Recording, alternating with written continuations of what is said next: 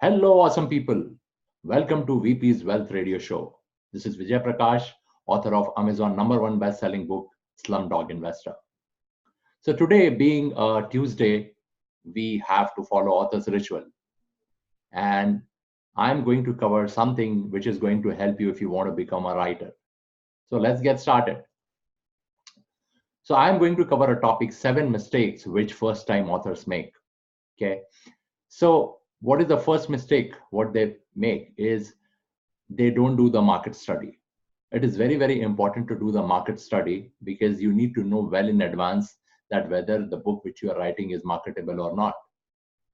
And this mistake I have done myself. If you have not gone through my first 3 videos on power of failed project, please go through it. You will get a lot of insight in those 3 videos about my journey. So please watch this first 3 video of power of failed project. And this mistake I have done myself when I wrote this book, Productivity Strategies of Super Achievers. When I was halfway writing that book, I realized that this book is not marketable. I have to really struggle to market this book, go to different corporates to really sell it. And this is where I dropped this project halfway.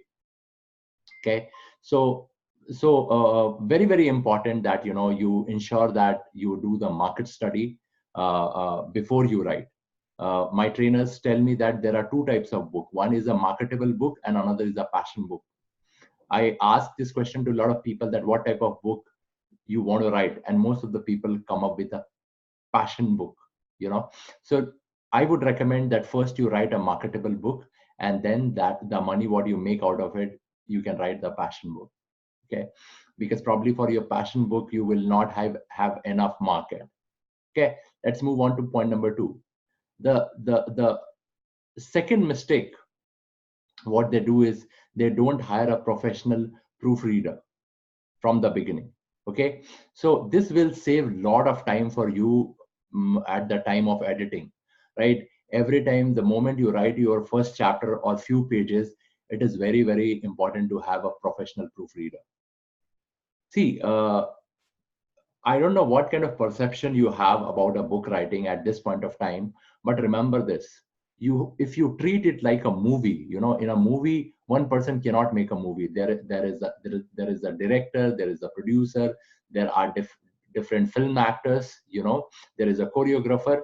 So if you will write your book with this approach, that from the very beginning you have a proofreader, from the very beginning you have an editor, from the very beginning you have a language specialist, right? And from the very beginning you have a content developer, so you are definitely going to write a very good book. Okay, so when you work as a team and there are people at your hand to help you, you will end up making definitely a good product. Okay, so very, very important, at least even if you cannot afford, have a professional proofreader who has a credibility, because this is something which is going to save a lot of time for you, right? So yeah, let's move on. The third thing what I see is people who write book, they don't get involved much in the cover design. So remember, we say don't judge a book by its cover, but trust me, everybody judges the book by its cover, isn't it?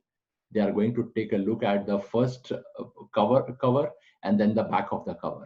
So it is very, very important for you to design a premium book cover, which I see a lot of people don't pay attention on that, right? Don't take opinion from your friends. Go and take opinion from the people who have been there, done that. This is one thing, my friend, if you will follow, you will always come up with the finest product or the services, because you go and take advice from some people who have never done it. And what are they going to do? It is same as if you have some health challenge and you go and do Google and read people's opinion and review. No, bad idea.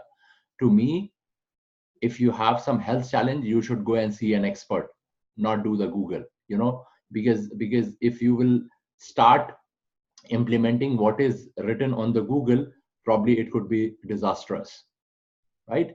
So very, very important that, you get involved in the premium cover design and involve some people who have already been there, done that, right? Now let's move on to point number 4. Now, this is a controversial topic, okay? When you will especially this is for the publishing, or even in a traditional publishing, that publisher will tell you to put your picture at the top of your cover, because that saves a lot of time for them to design a good cover, right? Now, you should put your picture on the cover only if you already have a audience, or if you already have a credibility. Then it's a good idea to put a picture. However, I am not somebody who is in a very much favor of it, especially if it is your first book. Like, who are you? I mean, are you Barack Obama or you're Donald Trump? Nobody knows you, right? The other thing is, this book is going to go in the book stands, right? Now, if your picture is there, so people will get interested, and when they look at your cover and they don't know you, so probably they will not pick it up. Rather than that, if you have a beautiful cover design where you picture it, I mean, you can put the picture at the back, or you can put the picture inside the flap, if it's a collector's copy. So my suggestion would be, if you are not somebody who is famous yet, don't put your picture on the cover. Put your picture at the back, or in the flap, right? Design a very good cover page. So a lot of people advise me, because I was having some fan following from the beginning, but still, when I went for the cover, I decided not to put my picture in the front. Instead of that, you would have seen I have got accolades from everywhere for the design of my cover and the title, right? Because the title stays, very, very important. Title stays in the head. At the same time, that cover gives a very good impression of the book, right? If you have not seen yet, go and check the cover of Slumdog Investor on Amazon, right? So very important, this part. If you are somebody famous, and if you really think that adding your picture on the cover will help you, go ahead. But my personal suggestion is, if you're a first time author and you don't have an audience, then don't do it. Okay, let's move on.